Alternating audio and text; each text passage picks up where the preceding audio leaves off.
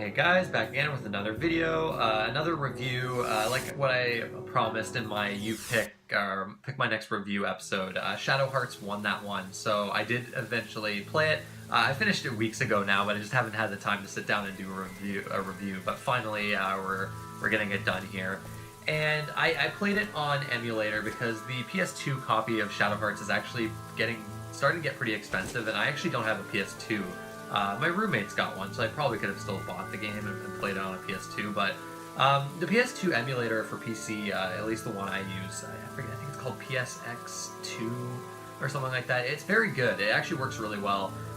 There can be some graphical glitches with certain games. Even this game actually had a graphical glitch where your characters would actually completely disappear in some scenes, but there's like a good wiki for different games for the emulator that allow you to fix different problems, and that seemed to be a common problem. So I literally just like ticked the box in the emulation settings and it fixed it. So other than that, it actually looked looked pretty good on my PC, and it ran pretty well as well.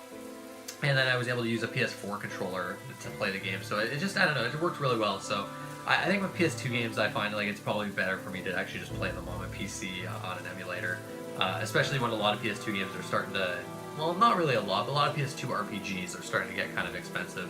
The Shadow Hearts series is one that I've always wanted to play for a very long time. It's had multiple publishers. The series kind of, I guess, a little history lesson, or not really lesson, but like a kind of like a little history of the series before we get to the review proper. It kind of started off with the game Kudelka on PS1. And that was done by this studio, like the developers of Shadow Hearts is Sagnoth, I already forget the name of the studio, but they essentially disbanded after the third Shadow Hearts game. And the studio was first started by the guy that did the music for Secret of Mana, and he did all the music and the writing for Kudelka on PS1, but he left after that game got finished. But the studio still stuck around, and then they decided to do Shadow Hearts for PS2. And it's basically a follow-up to Kudelka. I've played Kudelka. I've heard a lot of people say that you should play it before Shadow Hearts, and there are a lot of story connections. I do feel like you'd probably get more out of the story and the setting if you'd played Kudelka, or at least finished it. I played it for like 3 hours or so, like a couple of years ago. I didn't like the first Kudelka. I thought it was kind of tedious and frustrating. I really hated the weapon durability system. I thought the battle system was really dull and clunky. I don't know, I did not care for that game, so I didn't finish it. But yeah, this game's essentially a follow-up to that. So there's 3 Shadow Hearts games, all on the PS2. And then basically the studio, disbanded. I think a lot of people from the studio went on to Mistwalker. I'm pretty sure, I might be wrong on that, because Lost Odyssey actually has a very similar battle system to the Shadow Hearts games. The battle system is, I think, kind of what sets these games apart. That, and then the setting of the game, which we'll get into when I talk about the story. But yeah, it's a series I've always wanted to play. The second game I've heard is very good, and I'm very interested to finally play that game now, because I wanted to play the first one mostly to get to the second game. So I guess before the actual review, like my overall thoughts on the game, before we get into detail, it's good. I don't know, to me it's like a solid like 7 out of 10 type of game. It's got definite problems. And it just has kind of like a very like low budget feel to it in a lot of ways, and it's just, I don't know, nothing about it was super like remarkable to me. Like, I think the battle system is by far the best, most intriguing element to the game, and it seems like something that can be improved upon in the next games in the series. Anyways, we'll get started with, I guess, the story and the setting, which is pretty interesting. The game's got a wild opening. Right off the bat, it's pretty engaging. This game is like almost, it's weird. It's for like the first half of the game, it leans heavily into horror, and it almost feels like a horror RPG in a lot of ways. But then the second half gets more into supernatural fantasy elements, and the game's storyline ultimately becomes kind of like, this is not even like a spoiler really. It ultimately becomes a save the world type storyline, and everything just becomes more, I don't know, cliched and generic. It's kind of a bummer, because the game's got such an intriguing opening where it's like super gory. There's like this train it takes place on a train in the beginning, and there's like this. You're basically okay. So I guess talking about the story in general terms here, your character is Yuri, and he's kind of like this shapeshifter, and the game takes place in an alternate reality, like 1912, 1913. And there's a lot of like supernatural elements to the setting. So there's like magicians, there's exorcists and demons and things like that. And so that's already pretty interesting, I think. I always love when RPGs or games in general go for alternate reality, real world settings, but then throw in some fantasy elements as well. So basically, I don't want to explain into too much detail with the story, but basically there's this exorcist named Alice that's on this train, and her basically she's got like a group with her kind of protecting her, and this guy by the name of Roger Bacon, who's the main antagonist of the game, kind of invades this train and kills her entourage, essentially. And then Yuri, your main character, is on this train for certain reasons that I don't really want to describe here. And you end up rescuing her, and the game's like super gory in this opening cutscene. Like this entourage is completely slaughtered. There's all this crazy shit that happens, these crazy CGI cutscenes, and then like eventually I think that the train crashes or something like that. It's been a while, so my memory's a little hazy, and the way the game tells its story is kind of confusing at times. Like there's multiple points in this game where I was kind of confused. I had to kind of like look up plot synopsis, kind of not videos but like articles and things like that, because I don't know, it can be a little confusing, this game at times, even though the main story itself is kind of simple. I think one of the more interesting things with it is like the antagonist's motives. You kind of learn them later throughout the game. I don't really want to kind of spoil them here, but I think there are actually there's some interesting motives behind what he's doing. But yeah, the beginning has like this cool like horror vibe to it. The first village, this isn't really spoiling too much, but the first village you come across, like there's this really cool storyline to it. It leans heavily into the horror. There's a lot of Lovecraftian elements to this game as well, a lot of cosmic horror, which I always appreciate. I always love when games do that. It's kind of rare, I feel. But this first village, like basically, it's not, I'm not going to spoil it, but basically it's not what it seems, and it's actually got like, there's like an element of like human sacrifice and like cannibalism to it, which I wasn't really expecting the game to go in that kind of direction. So for the first half, yeah, it leans heavily into this horror vibe, and the aesthetics to it are very like horror-like. And a lot of like the situations you find yourself in are very like grim and kind of disturbing. I don't see JRPGs really go for a cannibalism angle at points. So I don't know, it was kind of a bummer to me that the second half of the game, it just becomes very, I don't know, cliched and very heavily on like fantasy based and supernatural. At least heavily into supernatural elements. It was kind of a bummer. I gotta say, by the halfway point, I was starting to get less invested in the actual story of the game and the setting itself as well. The characters are okay. I don't know. There's like obviously a relationship between Yuri and Alice that kind of grows throughout the game, but it's kind of underdeveloped. In fact, a lot of the characters in this game are underdeveloped. There's not that much going on with them. They don't have many interesting arcs to them. Margaret is one of those characters where at first she seems kind of cool, and then it turns out there's really not much to her. You don't really get any like backstory for her at all. I don't know, the characters don't have many interactions with each other either, which is kind of unfortunate. I don't know, the cast of characters just didn't quite grip me. I think Yuri is a pretty interesting character as far as like a main protagonist goes, and the antagonist is like okay, there's some interesting motives to him, but he's not like super threatening or anything. I don't know, like overall the story and the characters, it didn't really, I didn't really get invested in it as much as I wanted to. The game has a sense of humor at times. It doesn't take itself too seriously. I've heard the second game leans way more heavily into the like the humorous aspects. Apparently it's like super over the top and it's super Japanese, but I think it might be maybe more endearing in that game, perhaps. This game, I thought it was kind of dull in a lot of areas. Yeah, not one of the highlights of the game, I would say, like the story, characters, and setting.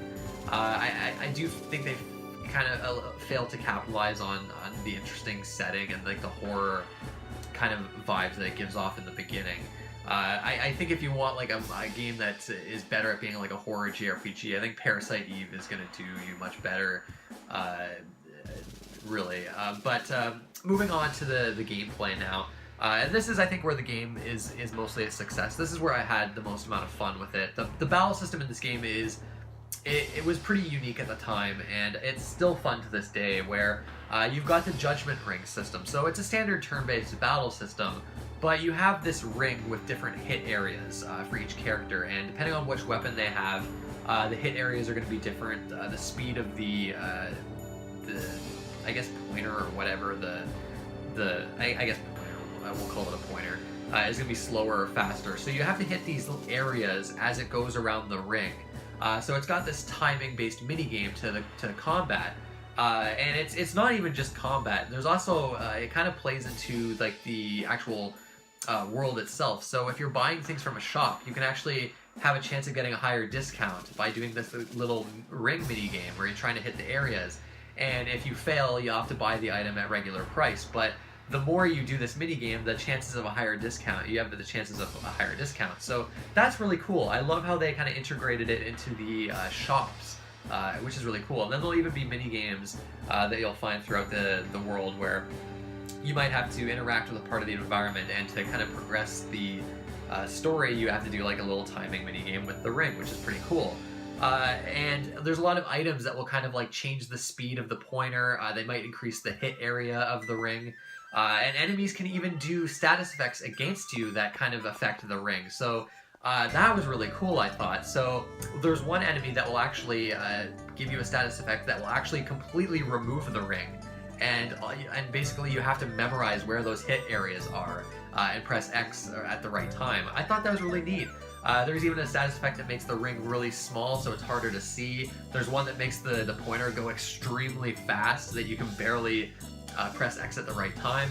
And then, yeah, I thought the weapon upgrade system was really cool too, where you can increase the hit area and how much damage you're gonna do. And obviously, the more areas that you hit as the pointer goes around the ring, the more damage you're gonna do, the higher chances you have it getting a critical attack. The thing with the weapon upgrade system, I noticed though, for me it was more beneficial to kind of upgrade each weapon that you had to like level 1 or 2. Because by upgrading a weapon to level 3, it takes a lot of money, like way too much money. By the time you can even afford to do that, there's going to be a new shop with a better weapon that's going to actually do more damage than your level 2 weapon that you have at the moment. So I found the best strategy was to kind of get every weapon to like level 2. And basically once you got like the ultimate weapons at the end of the game, level those up to 3, although it costs like an obscene amount of money.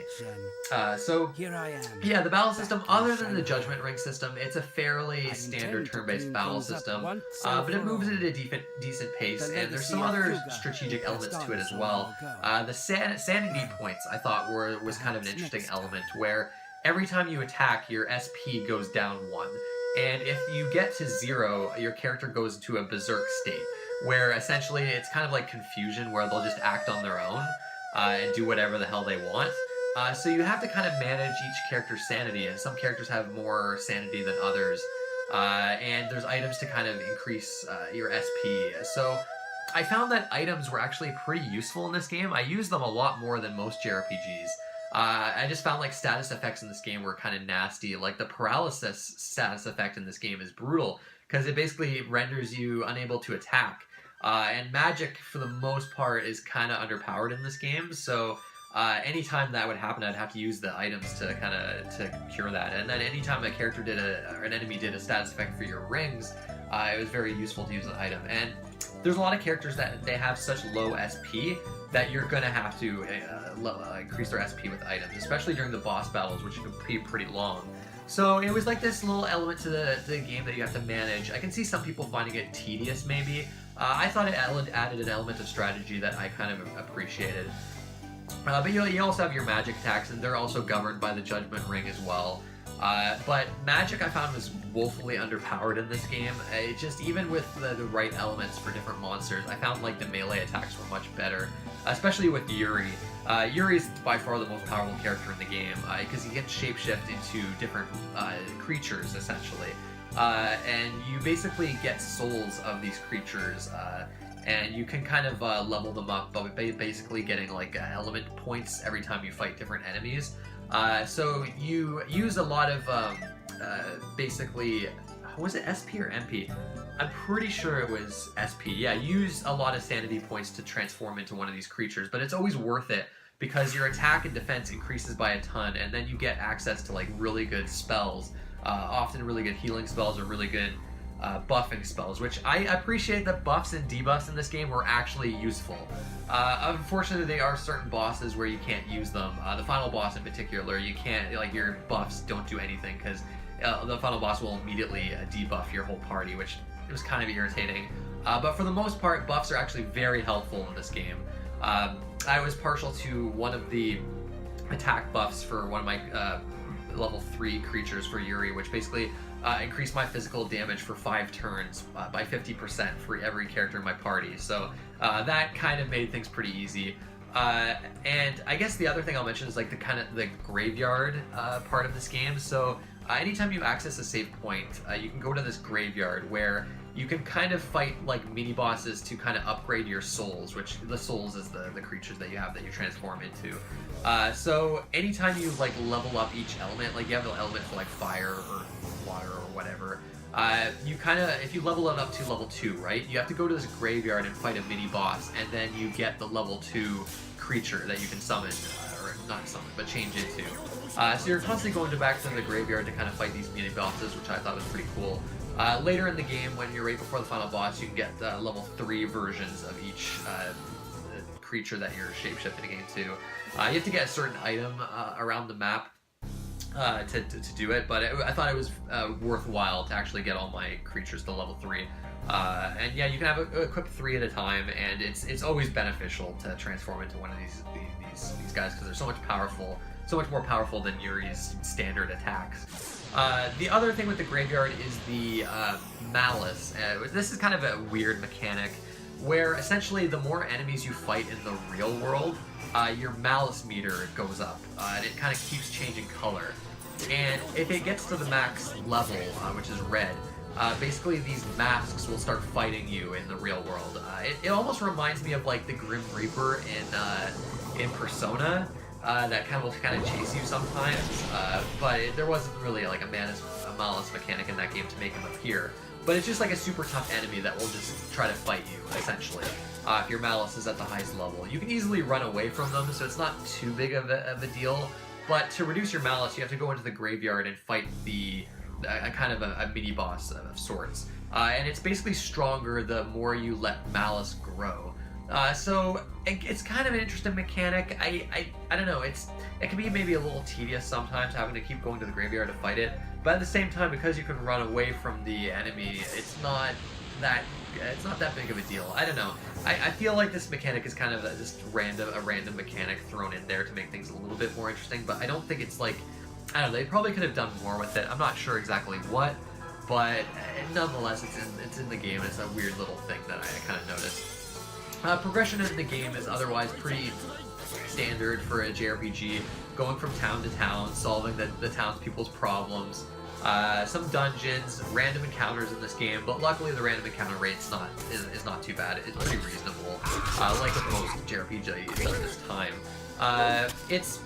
The dungeons themselves are pretty simple. There's very simplistic puzzles, but it's pretty like, you're just going from room to room, which I like. You know what? I don't like when dungeons in JRPGs are super convoluted and super long with like multiple puzzles. I've never really liked that. I actually prefer more simplistic dungeons in my RPGs.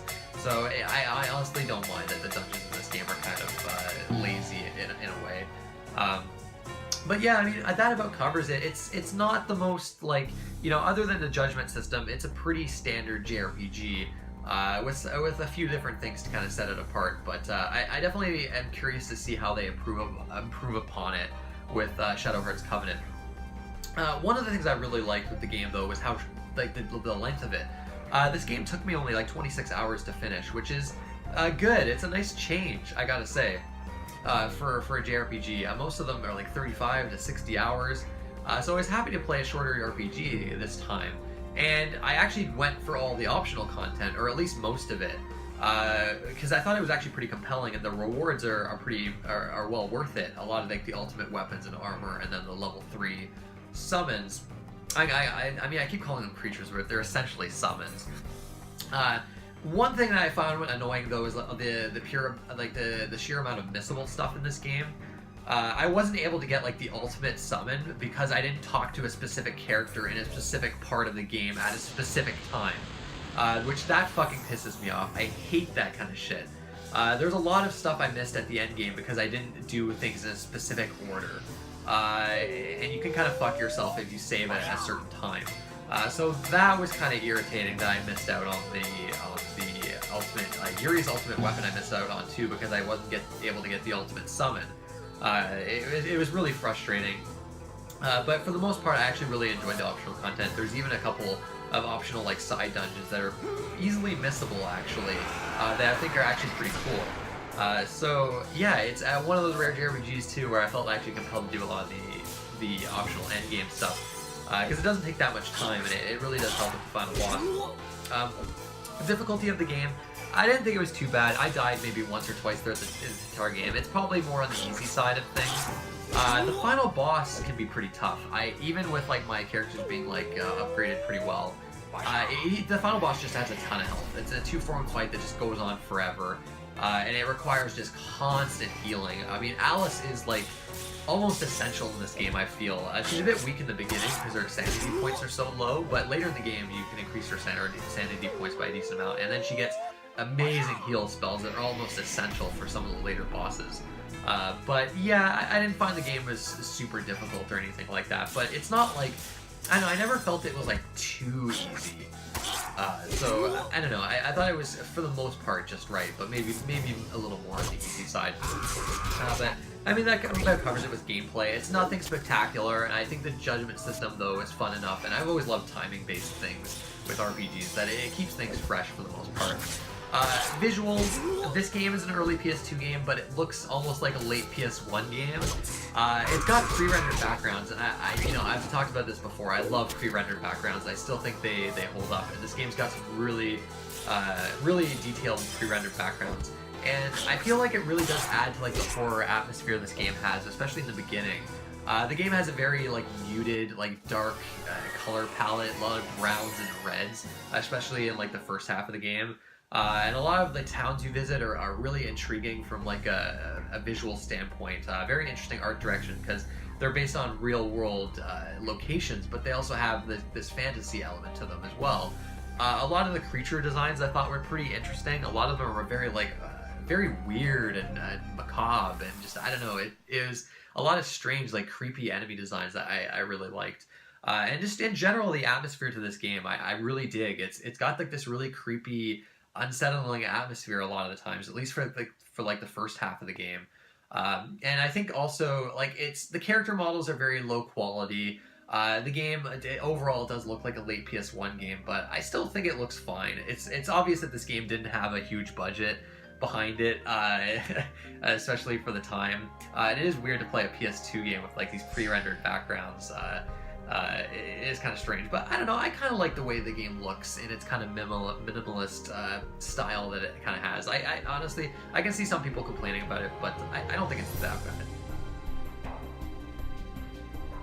Moving on to the soundtrack. Soundtrack's fantastic. It's really good. I was kind of surprised about how good it was. Now, I forget the composer's name, but it was like his first major soundtrack, and he's friends with Yasunori Mitsuda, known for Chrono Trigger, Chrono Cross, Xenogears, like one of my favorite composers. Like, honestly, Chrono Cross is probably my favorite video game soundtrack of all time. So I think he did like 1 or 2 tracks, but most of it was this other guy, and you can tell he definitely has some influences. A lot of the music in this game sounded like Mitsuda music, but it's got it's a very eclectic soundtrack. It's got some more like horror themed songs that are really like atmospheric, but then there's also like really like there's a lot of music that's like very like Chinese influenced because you're in China at various points of the game. You're even in Europe. It's actually really cool, like the environments you go to, but there's a lot of different instrumentation to the music. A lot of it is very like catchy and memorable. It's I don't know, it's so good at creating the game's atmosphere or helping the game's atmosphere. Honestly, like the only song I didn't like so much in this game was like the main battle theme. I thought it was kind of repetitive, and I don't know, it didn't really jump out at me all that much. But the rest of it is really good. I mean, this is back when like JRPGs like almost always had great soundtracks, and yeah, this one is no different. Really go out and seek it because it's very eclectic, and all of it is very moody, and man, it's a lot of the songs I was humming to myself and listening to outside of the game, which I don't do very often. Apparently Shadow Hearts Covenant has an even better soundtrack, so I'm very curious to see what that's like as well. But anyways, I mean, that about covers it, I guess, for the review. I guess a bit longer than I was expecting here. Is it worth playing? Yeah, I'd say so if you haven't played it before, and I think it's probably worthwhile to play if you want to play the next two games in the series. It's not an amazing game. It's you know, it's a pretty solid JRPG with some problems, but you know, I definitely enjoyed it for the most part overall. I'm glad I finally had the chance to play it. But that's it, guys. Thank you for watching, and I'll see you next time.